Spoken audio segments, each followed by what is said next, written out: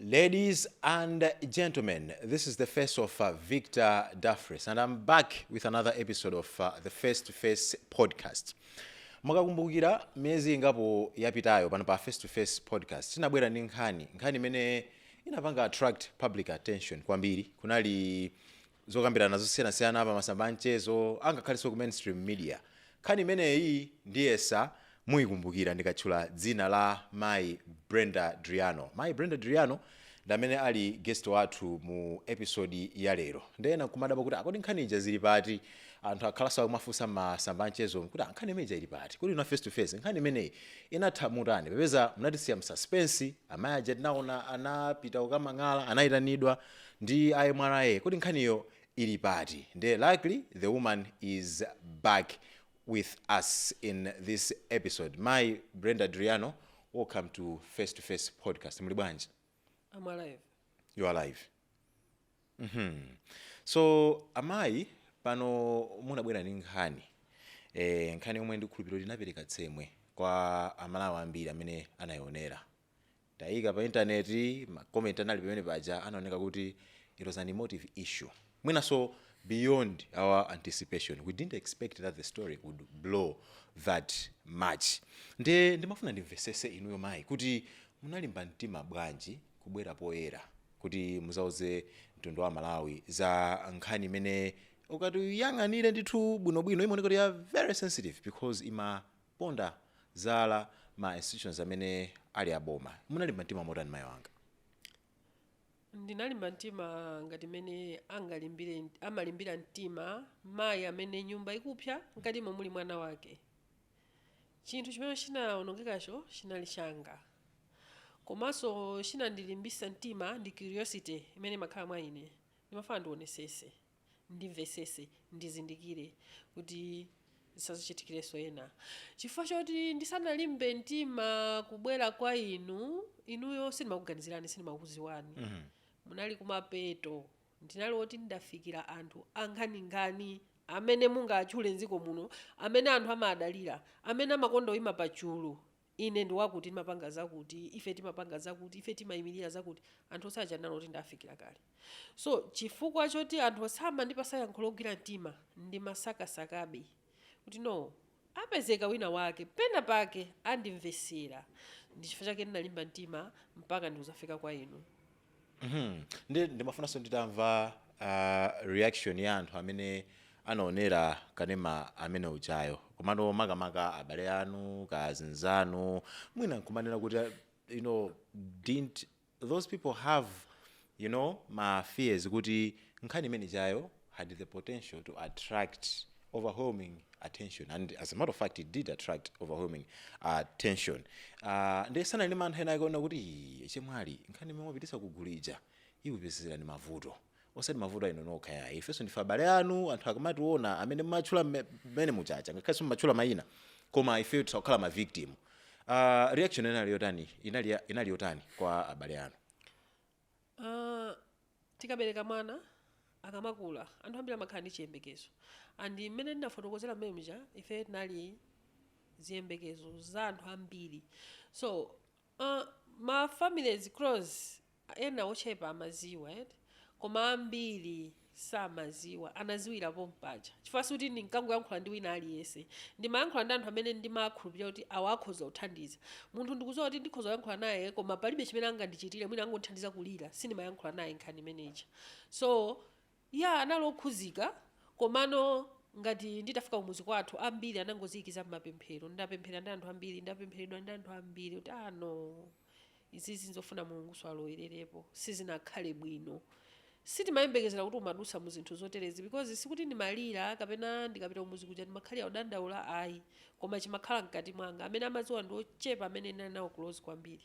So zinakhuza koma amangondilimbikisa.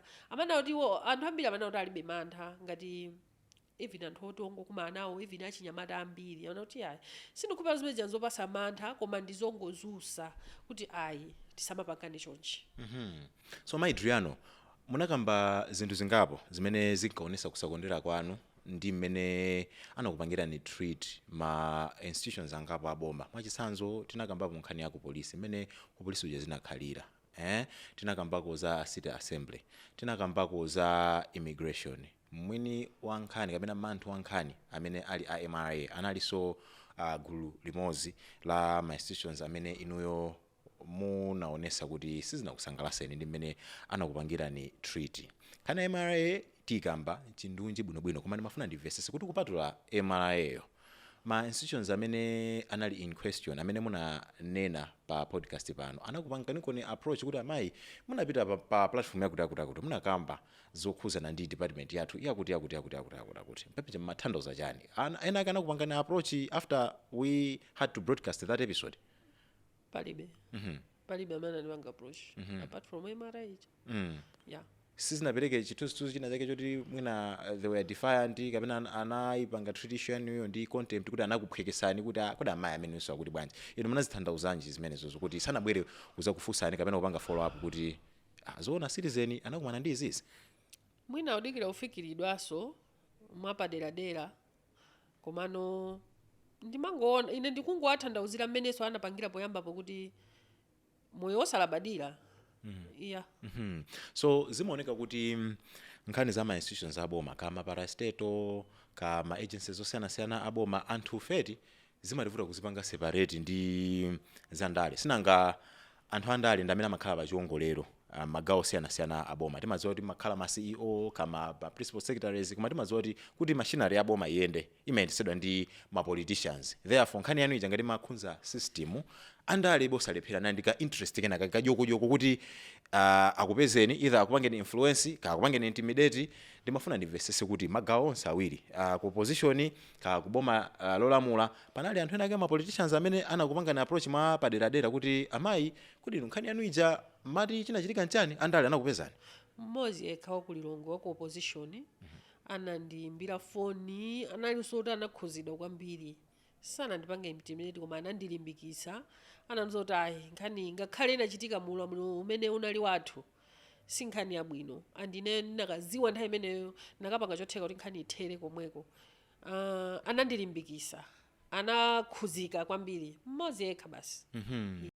Tikukambabe za attention ya nkhanija itaphulika pano pa Face2Face Podcast. Ndimafuna ndimvesese kuti how vulnerable were you to ma opportunist?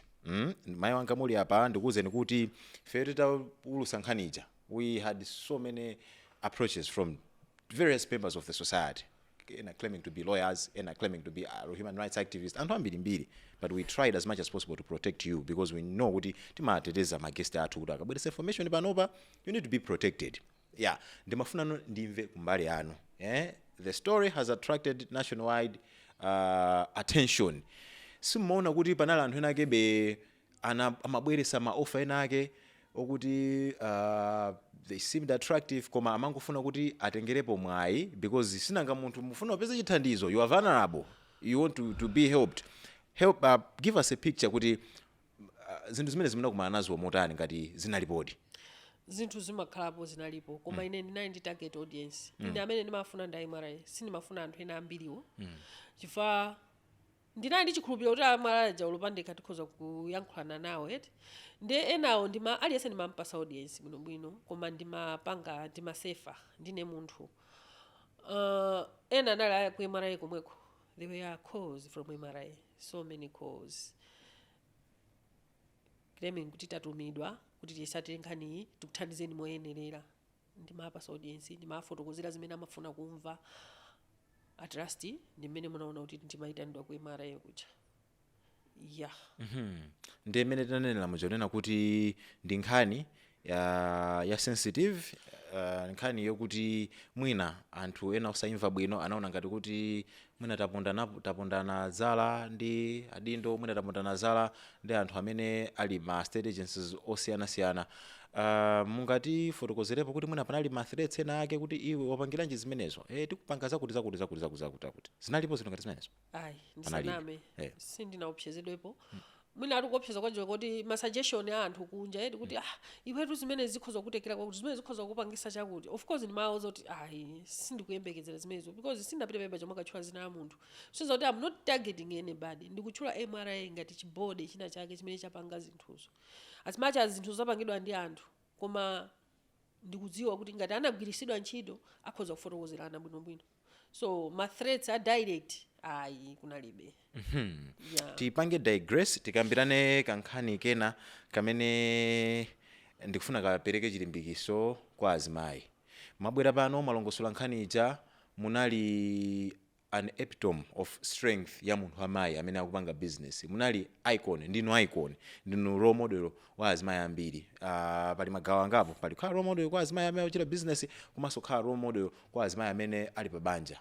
Azimayi azibambo anakusirira na azibambo ankanenava koma ine ntakhala ndi mkazi ngati amene uchayo ayi ineyo moyo wanga utakhala bwino. Mkazi amene uja nthawupanga naye zinthu zaphindu pa dziko lino lapansi. Unikiranipo pa institution ya banja iniyo ngati munthu amene muli pa banja mmapanga business. Mungawunikirepo anthu motani komanso nkhani yakulimba mtima popanga business yankhulani kwa azimayi ya business. Chimene ndingayankhuleko chochepa panopa ere ndichonena kuti business banja zonse ndi chibale.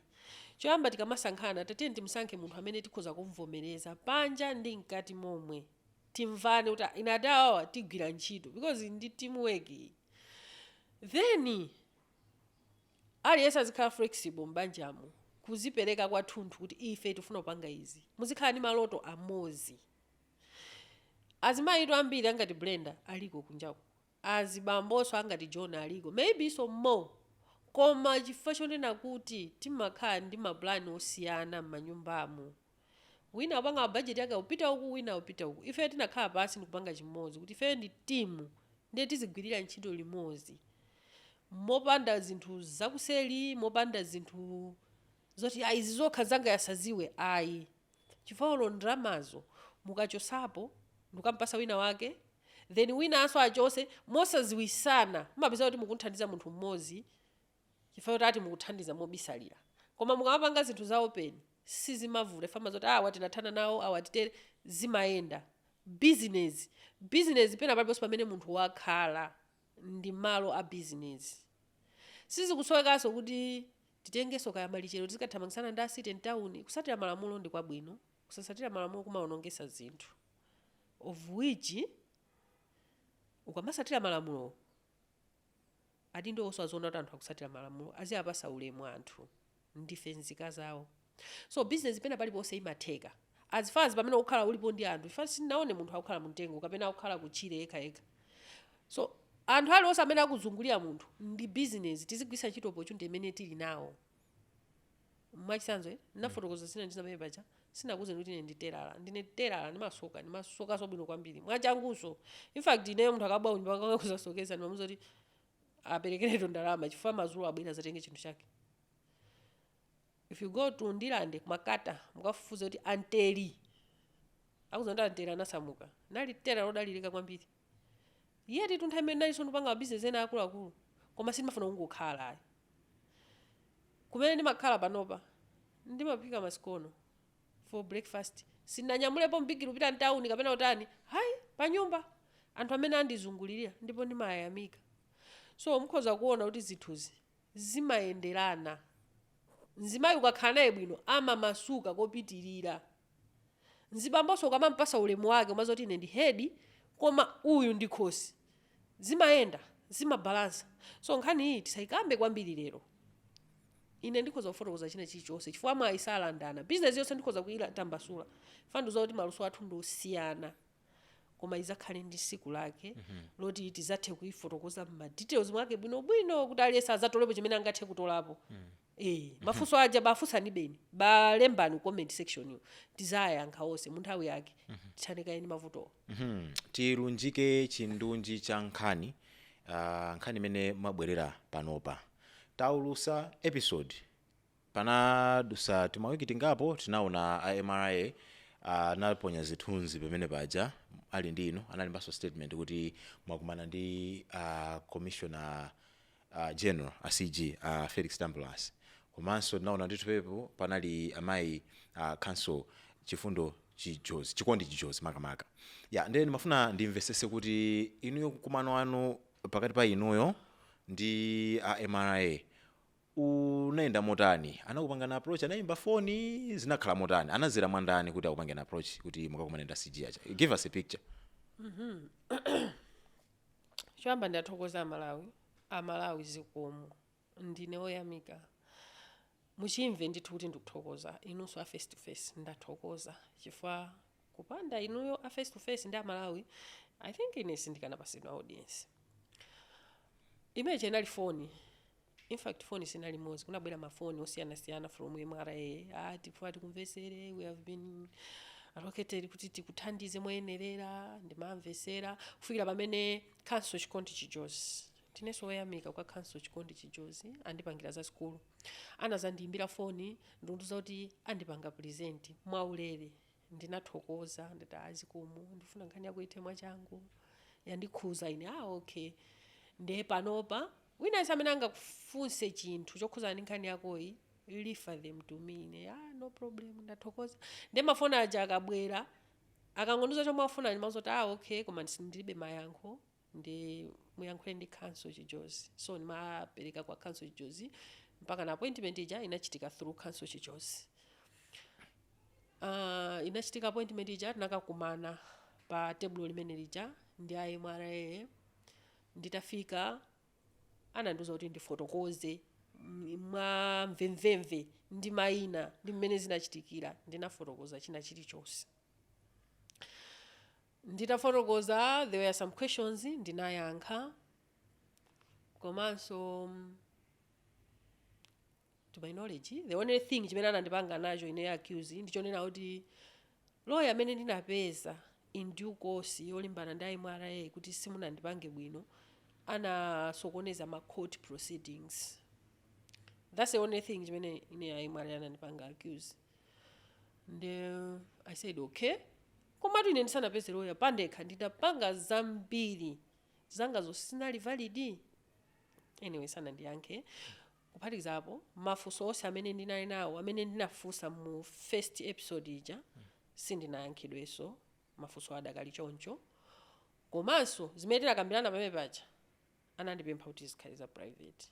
So sinditambasula kwambiri, koma after everything conclusion inali yonena kuti ndibwerere ndikapange masamu a shop yanga amene inalili kuti aone kuti andithandiza motani. And anandipanga assure kumene kuchako anthu osayaja kuti everything will be fine. Though ineyo ndimaonesa kuti sindikuwakhulupirira mazoti of course I don't trust you, out everything will be fine. Anandipanga ndithu assure. Ndi nanyamuka at least relieved kuti andivesera komanso kumene zikupita kukoneka kuti nkwabwino. I went home ndikapanga gather mafiga aja. Mafiga oyamba anali akuluko osati tukumumuti banje. Yeah, so ndikudule ni pang'ono. Yes. Tipitirira kumafiga ziko. Yes. And I know amalawi mapya ntima kwambiri ndikamadula maiwa kumano timafuna kuti nkhani isaredwa bwinobwino timafunsa timene muli natoto ya nditifusiretu ifika nkhani ipezeka kuti yapita takwiri mafunso nawo takwirira ndimafuna tisanapite kumafiga zikwete. Yeah. How did you read the room, the temperature of the room? Was it welcoming? Was it because MRA imagine the bomber, imagine the system, imagine the bomber, samana mizane. Did you feel intimidated in a way? Good, nakumana ndi bwana mkubwa wa MRA. What was the atmosphere like? Was it welcoming? Was it friendly? Was it all jovial? Or zinali zonena kuti at all costs they had to convince you because they are, a part of the system? To give us a picture, what was the atmosphere in that room? The atmosphere was welcoming. Very welcoming, yeah? Let me don't lie. Sizimalepera panali pagulu baje. Makhabo ena okhangata kumva kupweteka mkati mwawo, but still majority inali flexible. Okay. Yeah. The conversations, in as much as you won't spill zimene mnakambirana because there's some level of confidentiality mene mungene kupanga respect zimene zonse nafiso kupanga respect. Komabe tone ya conversation mukupereka mafunso anu iyo kupereka response, was it peer to peer type of conversation or zimoneka kuti we are the system, we are in authority, madam listen to us, this is our position, this is the law? What was the tone, what was the manner in the way you exchanged the words in that particular conversation? Chimene ndangopanga observe ndi cover the boss. cover the boss. Yeah. In this aspect, who's the boss that was being covered? The CG? No, CG was there. Komano mundu pengisa kuti ndiyankhule kwambiri. Yeah. Wina waka kusamaliridwa ntchito yake. When I got somebody ntchito yake. Yes. Okay. Because yeah, I would observe kuti anthu akuona atu chilungamo icho koma akuzera kuseri kwa chilungamo. Zimene zonse ndimatha kuziona. In fact, sitinakokane kwambiri pepeje. After ine kufotokoza ndikufunsa ti mafunso anga tochepato. Mafunso anga ndana kuti sanayankhidwe. Council Chijozi tried to highlight my questions. Kuti munthu uyuyu asatuluke ndi mafunso. Because ali ndi mafunso ambiri. Tamuyankheni, you are in better position. Sana ndiyankhani. Let us proceed. Mwapita unyumba mapanga za figures. Let's take it from there. Ndapanga za figures, that is shop yathu mene nalili plus ma distress sellers amene anabwera after the incidents. Komano tinatumiza kwa Council Chijozi ataona anazandimbira phone ndikundithandauzira Brenda, this is the government. Sakhale ngati upanga ma profit whatsoever, tatiye tipange zinzoti watikapasa asakhale nchoyankhula. Ndana nthandauza zoyenera kuchita. I said, no problem Council. Ndaluza kale. In fact nananduza kuti pali zinthu zina iweyo munkhani yako you never recover.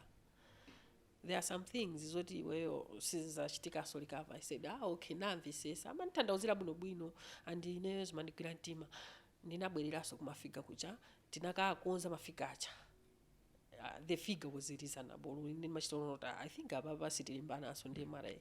We send that figure kwa Council anandimbira ananzo ndithandauzire figure ija naithandauzira so mene neyo ndinaimvisisira ndi mene ndinaipangira akuti okay, at least this one is reasonable. Iwo anaikapo zokhuzana ndi malaizi zochepaso ndikuphatikiza ndikutumiza ku MRA. Potumiza ku MRA anatumiza through the email ndipo anandipanga copy kuti this is it. Ina okay, zinapita. After some days, anandimbira phone. Brenda, ukabwera malizatsi. The results is MRA is offering you 7%. In fact, they say they can only manage to give you 7% of the figure. Oh, Council, how?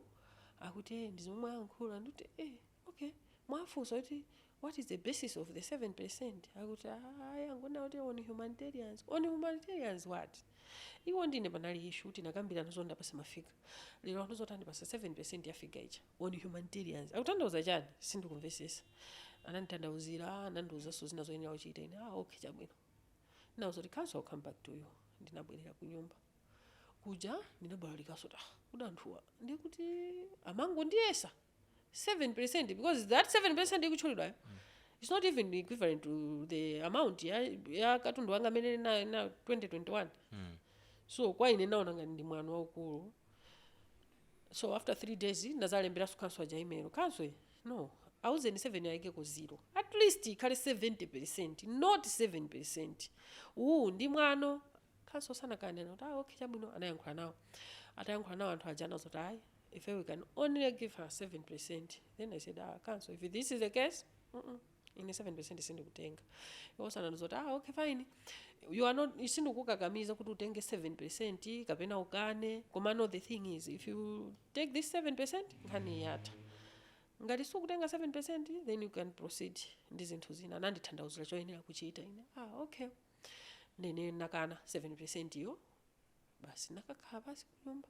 So after some days kulingalira anyway anthu awiri atatu amene ndikuwaona kuti ali ndi interest pa zinthu zo ndinalauza anazota no I was presenting my figures anga ma percentage not 7% is too small. Ndama yako inali yokula bwanji kuti mpaka nakakupasa 7%. Nazoti so ndama yoti bwanji. Okay fine. Ndana ndithandauza kuti kumaso tukuli back. Can you help? Because chinthu ichi chinapita kale ku public. So pack can be of help. Okay fine. Ndiye tisanapitirire pa pack. Mark pa pack poti pitirira pene popo. Tikambe nkhani ya mafigure right kuti ndramayi. Ndimafuna ndi mvesese ndiye saso Malawi afuna mvesese kuti mene munabwerera ku nyumba kapanga ma calculations anu to arrive at a figure imene muyipitise kuja kapanga claim as compensation. Did MRA suggest or give you template imene nani maparameter okuti munthu amapanga claim kuno zinthu. These are the parameters. You check ma rentals, you check my expenses amene mukanapanga inka ka ma profits amene mumapanga project kati ngongole lomwe mnali nato. Did MRA give you a certain template imene mmaneka kuisadira ndikukapasana kuti ama template mnati pasaija tapeza figure ndi did they advise you such? No, They didn't. yeah. Koma ifeyo tinali very careful mene timapasa mafiga, tinangotenga mafiga ukhawo amene ali ndi backing, amene ali ndi umboni kuti mafiga wade analipo, like tinali ndi loan, it's obvious inalipo eti. Koma ngati nali ndi ngongole ndi nzanga mu business, let's say 10 million 5 million ndi wina wake, zimene zonse sinayikepo. Chifukwa chani? Sindimafunanso kuti pabwereso mafunso kuti iyi inabwera bwanji, amene ndi ndani. Ayi, tinangopanga mafiga straightforward, and mafiga ake tundomvesa chisonolo mutamva mukhozaona kuti what is happening. So I wanted to understand the logic behind giving you humanitarian compensation. Kuti they decided kuti 70% yo akukupasani pa umunthu eti kuti yamayi mwavutika. So ndimafuna ndimvesese kuti mukutanthauzira kwawo, if at all you had that discussion, akamati anakumvesesani because akuoneka kuti they were empathetic kuti yamayi 70% yokha tikupasani on humanitarian ground pa umunthu. Ndimafuna ndive what are the aspects of that humanitarian grounds, kuti ma-aspect ake analadiwo. Chifukwa chonena kuti pali anthu ambirimbiri amene ma business awo so amatsekedwa in similar manner, but perhaps your story is quite extreme. Koma pali anthu ambirimbiri kuti akasekedwa business whether fairly or unfairly they equally suffer. Ndi anthu amene sapasidwa bwanji compensation on humanitarian basis. Why is your case unique for MRA to give you a humanitarian basis? Mukafusisisa what was the unique about you to be considered a humanitarian compensation? Ndipo ndinafusa kwambiri kuti what is the basis of this. Anangondoza kuti the other thing njona kuti maimelo onse amene tumuza kwa MRA sikuyankha, ikumayankha olo pa phone, sanayankhepo chilichonse cholemba. Even communication ya pa phone through my counsel. And if you see the documents imene tinatumiza kwa MRA, mukhoza kuona ma points wona kuti anthu asanangofikira ulemba chinthuchi, amalemba atakambirana chizikuonesa mu document yathu. So ineyo kwa ine ndikuonapo nkhaza chipongwe kuti anthu sindikuamvesesa. Chifukwa inenso ndafusa mene ndalifusa kambiri mene niyo mukufusira, koma palibe yankho logwirika limene ndili nawo limene ndingakuwuzeni kuti ati basis yawo inali ayi ndilibe yankho limene. Yeah, walking out of that room, were you in a way satisfied kuti in as much as the outcome might not be as pleasing as I anticipated, because somehow these people have understood my case, they have understood my grievances and invested. Were you convinced kuti a little bit of the statements that they were making, there was an element of them admitting guilt, admitting wrongdoing in whatever happened in Mzuzu to you? Anaonesa kuti palika admission ikena kake? Ma admission analimo komanso cover the boss uja analimo momwe nakuuzani.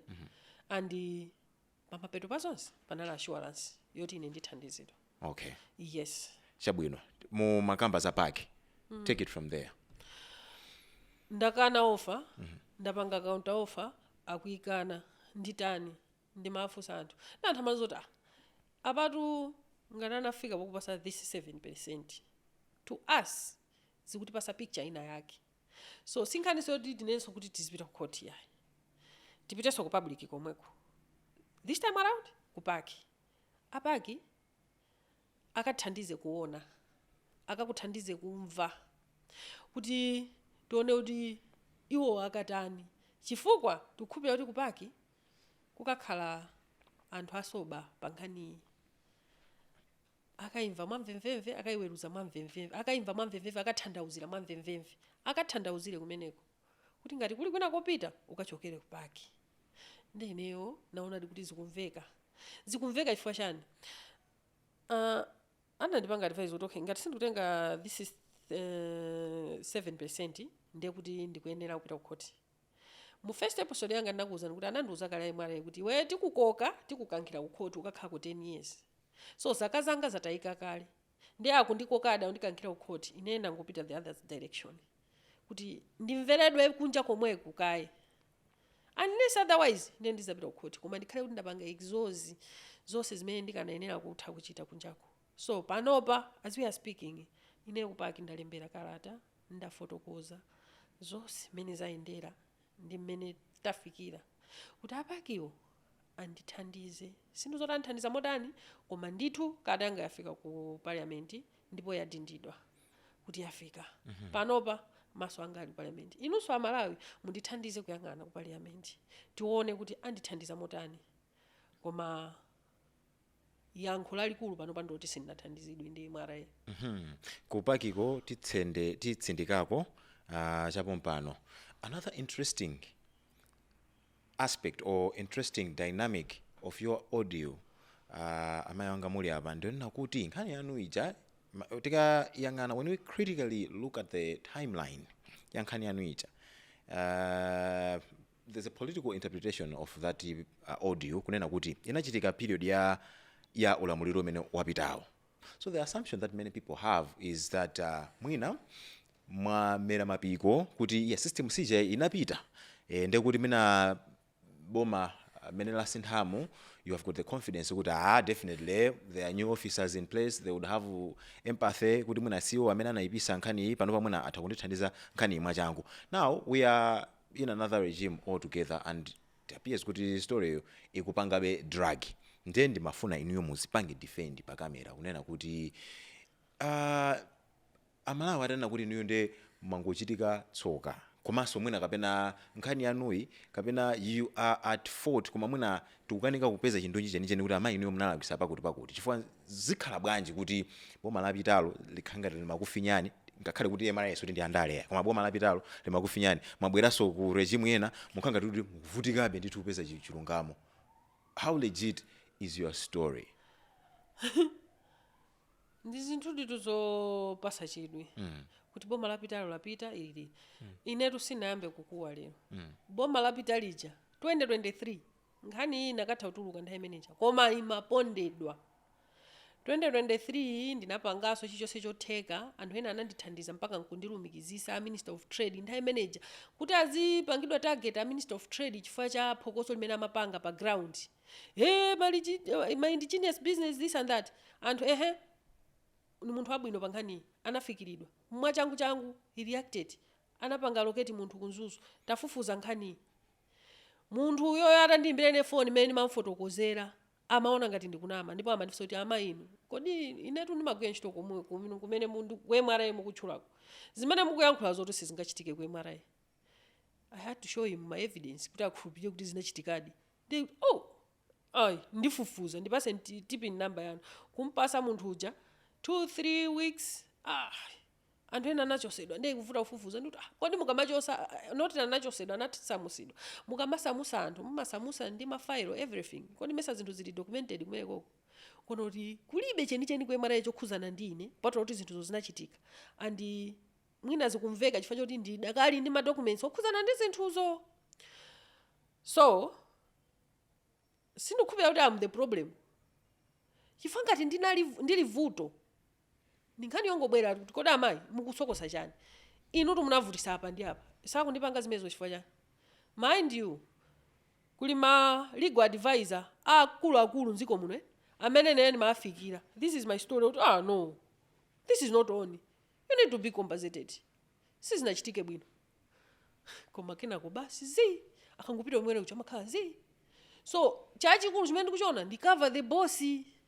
Anthu amasungirana ulemu maujeni as much as mukuti janali boma lina ili ndi boma lina ndiye boma linali ngati lamva zinthuzo osazifufuza bwanji mwachilungamo ndikuzibweresa pambalambanda mugaza kuti chikwavuta ndi chani alibe machinali opangira zimenezo nthawi ndabweratu poyera pano sindingabwere poyera pano ndikumazana mizira chinthu chachikulu ngati MRA and sinabwere pano machula maina anthu chifukwa chonera kuti sindikupanga target munthu ine ndimangosatira zanga zimene zinatengedwa ndi MRA. So as much as tili muboma lina koma system ndi omweyo, anthuso ambiri ndi omwewo, ndi anthu ndikuona ngati kwambiri kwakula ndikutetezana kaya ndi chani, koma atu olatakhala mwana yeti kuti azingoyionera nkhani kapena azimvesera. Even mukayang'ana kwa MRA statement yawo analemba ichi anakuza kuti atafuna kandifufuze, ananena kuti akupanga chani, nanga ali kuti chimene amapangacho chathera kuti. Ndi akuluakulu ine ndikuwapasa ulemu nchifukwa chake sindikuyankhula kwambiri. Mwina ku pakiko ndikapangani paki zinthu mwayi ukakapezeka, koma sindimafuna. And mind you, before coming to you, ndikuti ndafikira anthu onse amene mumati nziko muno andi ena ukauza amapsya mtima ndipo amanyamuka ndi ndidi. Akakangofika ku MRA first day akuimbira ndayiyamba apapa ndikuyankhula ndi mneneri wawo, mawa kula appointment akangopita ku appointment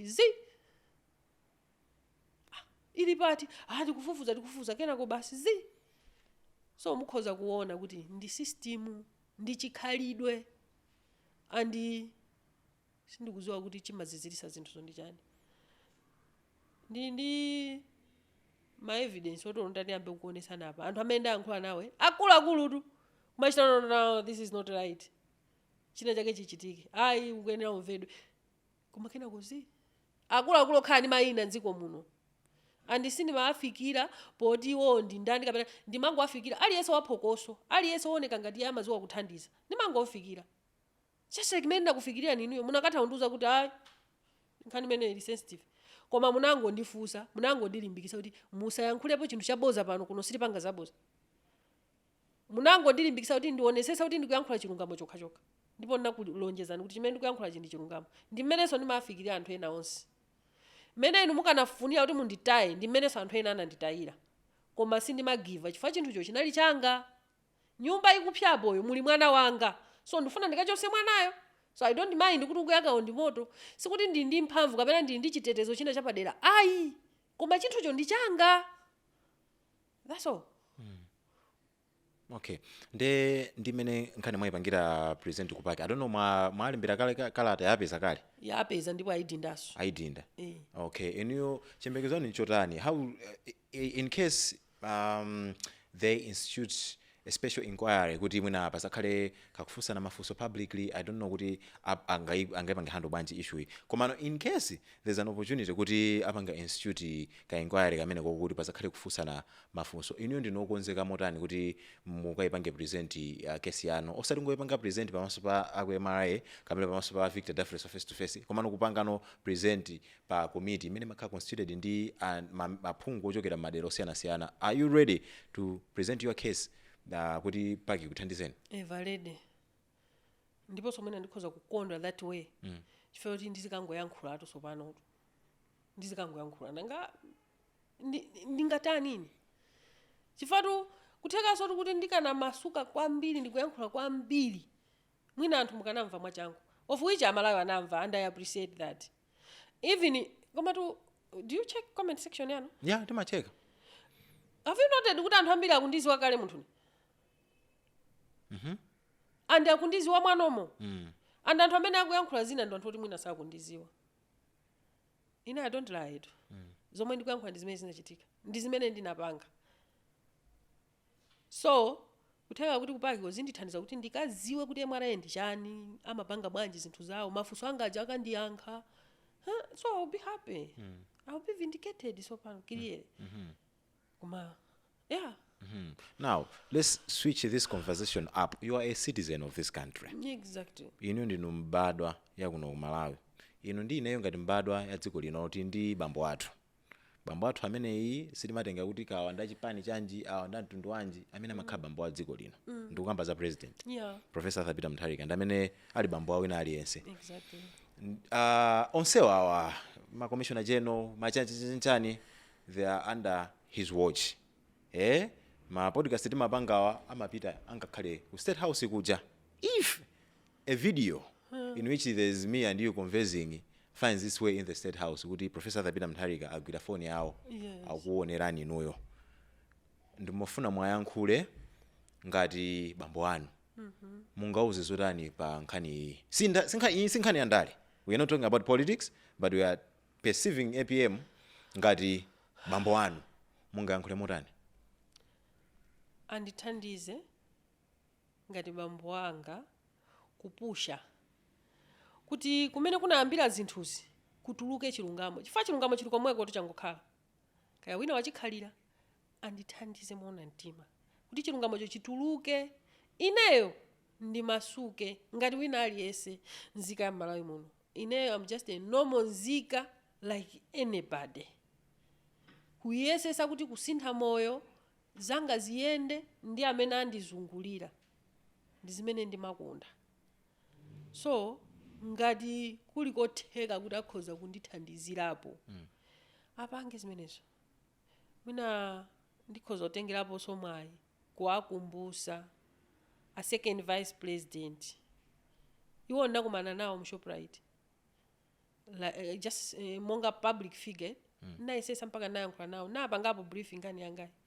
A second vice president nkhani ndinakupanga ni brief mu Shoprite kunzuzu icha sinathebe ndikadavutikabe. Ndithandizeni munthune ndavutika, ndithandizeni ndithu. Ndaimeneyo nayi ndimwayo kumana nawo anandivesera khanija sinathandizidwebe, ndithandizeni. Yeah. So we should move away from you being a businesswoman, a business that is supporting your family.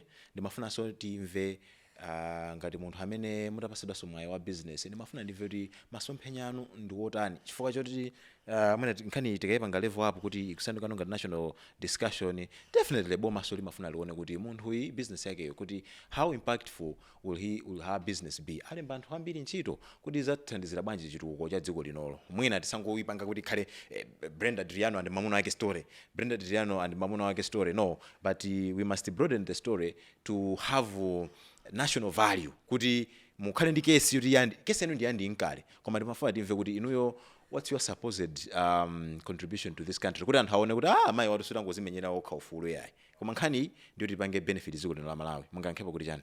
Nakuzani kale kuti ndine mphunzitsi and even ana amene ndimalera ine chiphunzitso chimene ndimapasa akachoka nyumba mwanga amakakhala anthu akakhala nyumba mwanga amakhala pa support yanga. Kushopu kanga ndinali ndi antchito time amandisekera ndinali ndi antchito atatu. If I tell you kuti anyamata awiri ndoyima paokha and macredit osamabwera kwa ine kuti munatiphunzitsa mwachikondi, chifukwa ndikamakhala ndi antchito ndimakhala nawo monga anthu ndimafunanso kuti aziona zimene ndikupanga and anyamata anga ndimapanga advice simungadzagwire ntchito mpaka kalekale. Tikuyenera tikhale zaka zina zake kena kunanu mukapitirize moyo ngati makolo a anthu ena, aphunzitsi a anthu ena. Kumuzi kwathu kumene ndikunena kuti timathandiza anthu. Ndikuona kuti panopa ndikuyankhula pano ndi chimanga ndi mizimbe. Chimangacho sindinagulisepo ndi chaka chimodzi chomwe ndimathandizira anthu. Boma sindimathandiza anthu. Mizimbeyo ndimaphunzitsa anthu zochita and I don't just speak, ndimazipanga kuti aziona kuti zochitika zotu ndizi ndizimatheka. So ndine nzika, in other ways ndikhoza kutchula kuti ndine nzika yodalirika chifukwa ndimapusha zinthu. Yeah, so kumalichereche athu ndikufuna amalawi agwire chinthu chimodzi pa zamkumano wanu wa ku MRA komanso ndi involvement ya MRA pa nkhani iyi. Mungayankhule motani anthu simukukhutitsidwa kuti simunathandizidwe moyenerera. Were you how unsatisfied were you ndi MRA, ndipo kupita chitsogolo mukuona kuti nkhani imeneyi ititengere kuti? MRA amasuke ine anduze chilungamo, anduze pamene ndinalakwisa, avomereze pamene wanalakwisa, akonze zinthu, asamazungulire ngati akuyankhula ndi mwana wa zaka zitatu. Chifukwa mozungulira mawomo ineyo ndikuonamo zambiri. Ndanena kuti sindifuna kuyankhula zambiri koma nditakhala kuti ndikuyankhula ndikuti omvesera muziona kuti zinthu zakhoterapo apa wina wake akuvindikiridwa apa muziona kuti ndi za obvious. So zinthu za obvious ngati zimenezo choti tizizungulira ndi chani? Tikamazungulira awo ndipasa ine nthawi yoti ndiziyankhula ndi anthu pamene ineyo ndithu akanandithandiza sumene lija ndikanangobwera ndi athokoza Malawi chifukwa andichitira zazikulu kwambiri ndikanangobwera ndi athokoze Malawi basi osati izizi zoti tizikhala tizikumbana tizitani ayi sizofunikira moyo mwa munthu. So kandi from ango yapakiyo angati yapakiyo angafune zoti ndikumane ndi MRA apange zolondola nkhani ithe ndisazabwereso pano nkumadandaula ndizangobwera kuzangothokoza sokumaliza kwa Malawi. Kwa Malawi andipangira zazikulu and cancel chijoza as well. Cancel chijoza is somebody yawo to me because kundipangira highlight mafuso aja kuti ndivesese chimecho kwa ine ndikuchitenga kuti ndichikondi chachikulu komanso ineyo ndimavuta ndimayimba mafoni nthawi ina iliyonse amandiyankha amandimvesera amandiuzaso ndingati sukumvesesa ukakhala zimene zibwere mutuma komi undifuseso. So chimecho kwa ineso ndikuchitenga chinthu chapamwamba kwambiri. Ndathokoza cancel chijoza ndathokoza Malawi. Kachitsotso kamene kanalowa mu diso la business yanu kuti business yanu ikhale yosaona mpaka na panova ndi customer amene ali villain in this story amene anapereka what I would term in quotes a villain amene kuti ino ndine tizikumana panopa iye anakapereka tipi chanchani mwina anagwidwako ndi guilt kuti anakupezani kuti mai wanga pepani chanchani o mwina inuyo you were interested in MRA kuti chabe in as much as I know kuti ma customer amapereka tip offs anonymous zimakhaza anonymous simanika kupanga disclose. Did you have any interaction with MRA about that customer kuti no ndikufuna tikambirana naye face to face timve kuti anapangiranji zimene zijazo what happened pa nkhani ya customer uja? I tried to ask limene omwina ndikhozoliyankha linali pala ntopompa chandinafunsa kuti customer meja anali ndani and why anapanga zimene zicha ndinayi mafunso anandiyankha kuti nthawi imeneja kunali promotion ati receipt anga promotion amati customer akapita kumene kuja amampasa kankachepe they don't know kuti anapanga ndi motive yofuna kulandira china chake ku MRA kapena chani. That was their answer. So that answer also can give you answers it. Okay. And anandipasa zina komano ndikupota zina ndilaboza because I tried to look for her just ningomuona kuti ndiye mwayo di koma samapezi kapena paliponso, so I don't think that's her name. Okay. Pamapeto pa macheza athu ndikufuna mutengerepo mwayi kuti mundiyankhe magawo ngapo muyankhula ku system kuti ma system athu akuvuta pati kwenkweni kuti tingakoze pati kuti ziko ndikhala bwino komanso mwalimbikisa motani mwina anthu ochita business and mawu anu ndotani omaliza chinenso chimene chili kukhosi kwanu mwina sina kufuseni pa nanenso ndina munthu eti mwina ndayiwala kufusani funso lina lake muone kuti chimwene mwana ndifusa zakuti ndikanakonda nkanayankhula ndikupasani 1 minute tambasulani tiwiri titatu. Ma system china chimene ndapanga observe ngati munthu ndichonena kuti kuli nthambi zina zaboma zimene anthu ake ogwira ntchito umapeza kuti mwana ali ku branch, anti ali branch ina, abambo ake amwanayo ali ku head office. Zimene zonse ndizotheka mukhoza omapanga sinu ndamene muli ni mwayoloisana mu system komano chimene ndimapempha professionalism tagwirani ntchito yomwe mwachikondi. So mene ndafotokoza kuti mwana ali ku branch, anti ake ali pakati apa branch ina, bambo ake ali ku head office. Mwana uyu ngati walakwisa anamuweruze ndani? Amene angalimbe mtima kumuweruza mwana wa bwana ine ndani? So mukhoza kutengana pa family ndikumakagwira ntchito malo abwino koma simungagwire ntchito mwachikondi. That's the only thing chimene ndikuchipanga observe kuti zigawo zambiri za adadi akankhala abwana ana onsetu akabwera komwekotu. It's okay, ndi mwayi wanu mene munapangira. Tapangeni training anthu azigwira ntchito mwa professional osakhala mokhala mochita uzwiratu kuti ineyo ndi wotetezedwa. Anthu oteraja sagwira bwino ntchito. Tisayankhule zambiri mbali imeneyo zakwana. Nkhani ya business kumalawi kuno sitingamangokhala business ndiyofunikira. Ine sindingapanga anthu discourage kupanga business. Business tiye tizipanga komanso tizisatira malamulo ngati imene ndimasatira ineyo nthawi imene ndimasatirira because mukabwera ku ma records anga ati ma tax returns every month malisiti wonse ndinawo. Corporate tax chaka chitata ndinapereka. Withholding tax sindimaphonyapo. Ndinamveseratu ineyo ndinafufuza ndinaenda accountant amandiuza mukena upanga chilichonse ndimasatira chilichonse ndimasatira chimene chimafunika upanga pa business. And anthu ambiri ngati even comment uja madaba kuti iwayo zambiri ndimaziziwa Malawi ndipo ndimasatira izizi zinangochitika. So tizazindikira bwino koma mwina mzakhala mochedwa tisanapwetekane ambiri tatiye ndikonze zinthuzi. The other thing chirukire ninkhaniye paliponso pamene mayenda kaya ndi kunsika kaya ndi kuchechi kwina kulikonse kumene ndimayenda anthu ambiri ali ndi chidwi chopasa chidwi. Anthu amene ali ndi chidwi kwambiri ndi nkhani ena ndi achinyamata achichepere. So ngati anyamata athu ndi asikana athu akuona izizi amene akuyembekeza kuzakhala m'mipandomo ena wakapita kodi tikuwabyuda kuti azakhala atsogoleri otani, of which ambiri sizikuwasangalasa amene kuti ayi masiteni sizinakhale bwino. Sonza kuti akutha kuona kuti zinthu zosiza bwino. Sinthani anthu amaofesi, sinthani muzigwira ntchito mwachikondi komanso motsatira malamulo a ntchitoyo. Ndichokhacho chimene ndingayankhule koma tisafoke business tizipangabe. Mayi wanga ineyo ndikuyamikeni chifukwa chakulimba mtima kwanu. Kumalawi kunoko kuli maavenue osiyanasiyana. Mwina tikamakamba za maavenue anthu athakumaona ngati iye mwina mukanapita ma mainstream.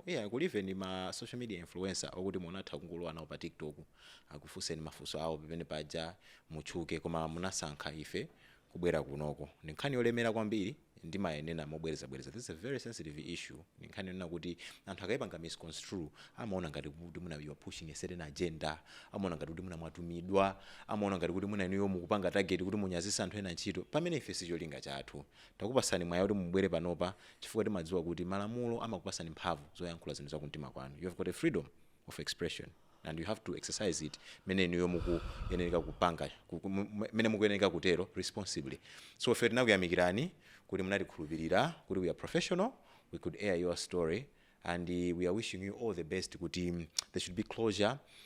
You must get the victory that you are looking for and finally find the justice that you have been crying for over these years. So sikoma kwambiri kuti kutikhulupirira ifa Face to Face podcast.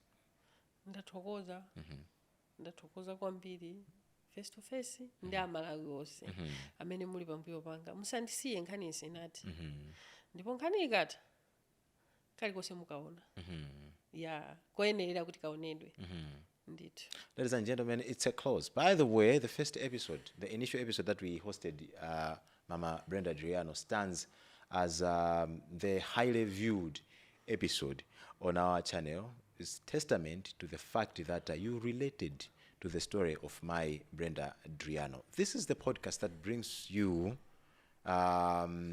stories that are relatable. Nkhani zimene zikutichitikira mmene tikukhala kamakwalamo, nkhani zimene timazipanga present and curate very professionally, and we are so confident and happy that you entrust us kuti timabweresa nkhani zimene zili zolondola. Ndiponso ndinene motsindika mwina chinthu chisina chinene mu first episode mucha amayi atabwera pano we did due diligence, anabweresa mapepala osiyanasiyana ndipo tinaona kuti nkhani iyi ndiyolondola. Sinokhaso mwaona palibedo anabwera kuzasusa mwapanga nkhani yaboza, nkhani imeneyo mangopeka. Ayi, sitipeka nkhani pano. Nkhani zathu they are journalistically proven.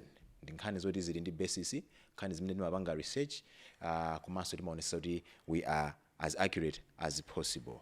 Nevertheless, it's been a pleasure that you sat there and watched this episode. We can only hope that she finally finds the justice that she's looking forward to have. And we hope the system saves her as much as it should also save you and me as the citizens that pay tax through various ways. My name is Victor Daffrece, and it's a wrap. Go on the corner and hit that subscribe button. Bye-bye.